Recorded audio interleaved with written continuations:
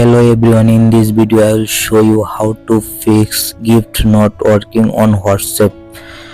Okay, let's start.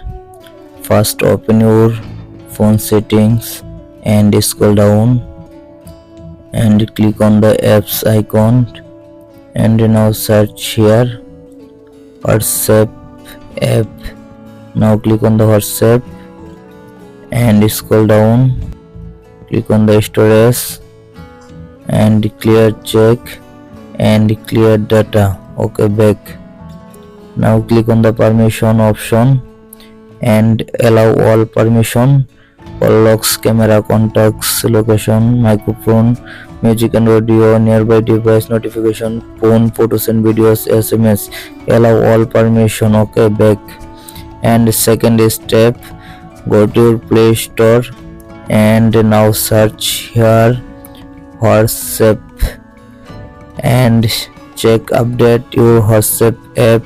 My WhatsApp app already updated. Okay, back. And third step, now restart your phone and reopen it again your phone and open your WhatsApp app and now click on the gift option and see, this is the gift option.